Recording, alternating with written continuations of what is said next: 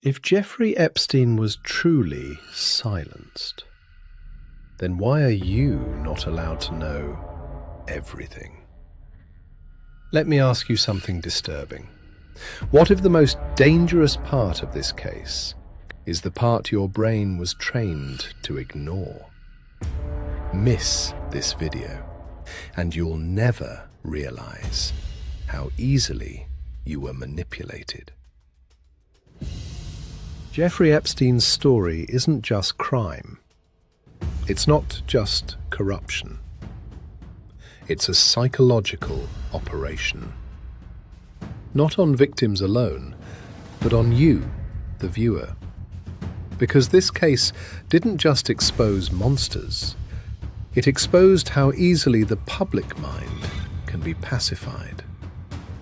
But before we go any deeper, you need to understand exactly who this man really was, because the truth starts here.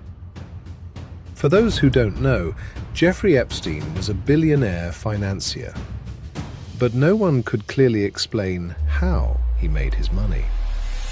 He owned a private island, private jets, mansions across the world, and his social circle, presidents, princes, CEOs, intelligence-linked figures. Yet officially, he had no real client list. In psychology, this is called a false identity shield, when a public role hides a darker, private function. And this is where Epstein stops being just a man and becomes something far more dangerous: a file. The Epstein files are not just documents. They are flight logs, contact books, sealed court records, victim testimonies, and most importantly, names. Names that were redacted, delayed, quietly forgotten. When one asks yourself, if Epstein acted alone, why are these files still protected?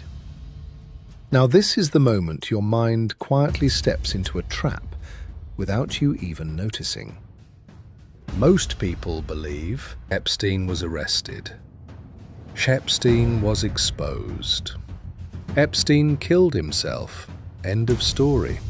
Psychology calls this cognitive relief, when the brain feels safe once a villain is removed.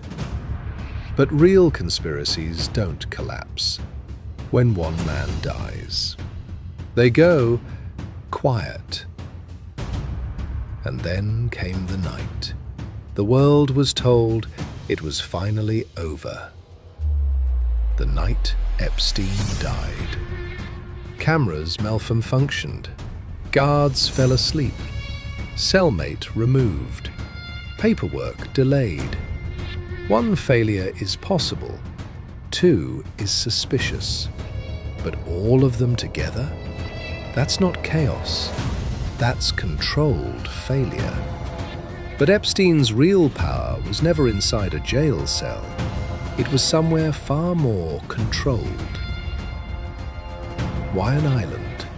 Because islands do something terrifying to the human mind. They create isolation.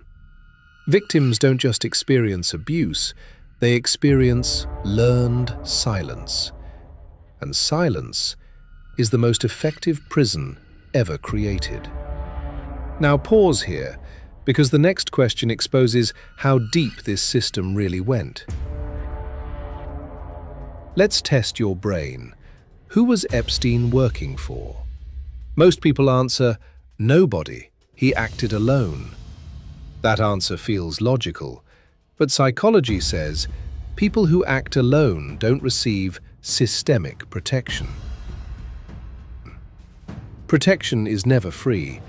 It's paid for with power, leverage, or fear.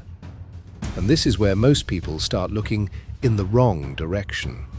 Here's the twist. Whether Epstein is alive or dead is not the real question. The real question is, why did everything stop after his death? Because distraction psychology works like this. When people argue about how someone died, they forget to ask, who benefits? Because this case was never just about Epstein. It was about what happened inside your mind. This case didn't just test the justice system, it tested you.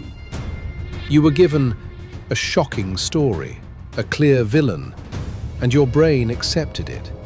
That's called narrative satisfaction. The moment you feel closure, control is complete. And now, here's the question they never wanted you to ask. If Epstein was just one man, why are the Epstein files still dangerous? Write your answer in the comments.